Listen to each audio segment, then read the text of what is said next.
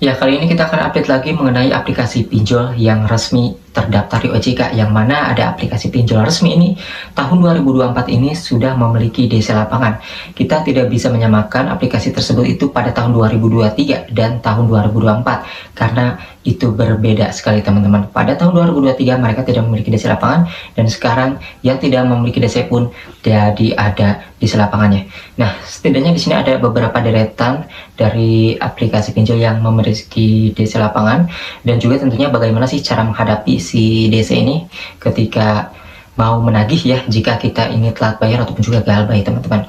Oke, kita absen dulu ini dari daftar pinjol yang resmi yang memiliki debt collector lapangan per tanggal 4 Januari 2024. Jadi di sini yang pertama aku laku, Kredipo, Indodana, kemudian Tunaiku, Uang Teman, Dana Pix, Dana Cita, Indodana Syariah, Kredit Pintar, Kredipo Syariah, lalu Aku Laku Syariah. Selain itu juga ada kayak Shopee Pay Later, GoPay Later ya.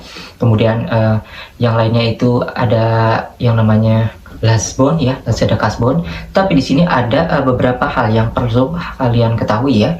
Yang mana di sini yang pertama, jika kalian mengalami telat bayar ataupun gagal bayar, di sini usahakan ya segera hubungi pihak pinjol untuk mencari solusi jika memang kalian itu memiliki niatan untuk membayar tetapi belum memiliki uang ya. Di situ kalian bisa ajukan saja tuh seperti apa baiknya, meminta tenor yang panjang dan bunga yang rendah, bahkan kalian bisa mencoba untuk membayar pokoknya saja gitu ya. Sekalipun itu sulit, pasti bisa dijadikan solusi ataupun diberikan keringanan teman-teman ya.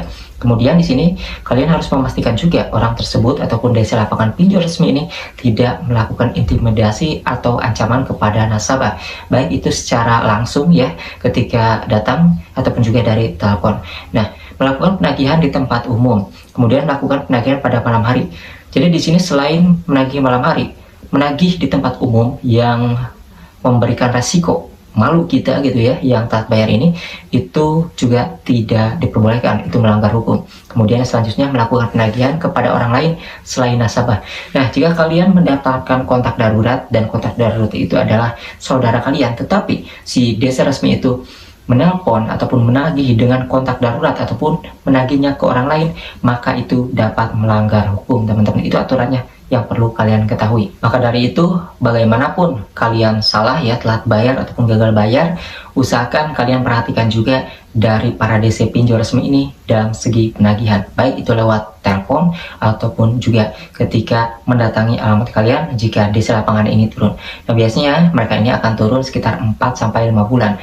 Di atas itu kayaknya sih lewat ya, banyak kejadian orang yang sudah 8 bulan sampai bertahun-tahun itu mereka tidak ditagih lagi, entah kenapa. Yang pasti dari aturan OJK-nya juga itu batas bisa dilaporkan ke OJK biar slip OJK-nya itu jelek ya, itu 3 bulanan teman-teman. Lebih dari itu pokoknya itu sudah di atas kewajaran gitu ya. Maka dari itu sekitar 4-5 bulan lah kalau misalnya di lapangan ini mau datang, dan itu pun harus nelpon dulu dan juga mengirimkan surat dulu. Kita perhatikan saja dari sifatnya, apakah dia melakukan intimidasi, pengancaman atau tidak. Kalau misalnya seperti itu, maka itu melanggar hukum dan mereka juga tidak akan berani datang ke kalian. Apalagi itu sampai mengancam ya.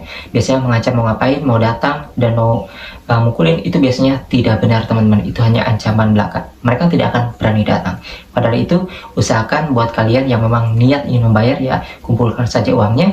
Tetapi jika memang kalian tidak sanggup untuk membayar bunganya dan juga dendanya, itu kalian bisa usahakan bernegosiasi. Setidaknya meskipun sulit nanti ya, kalau misalnya membayar pokok doang, pasti mereka akan memberikan solusi yang terbaik untuk Anda yang memiliki niat untuk membayar.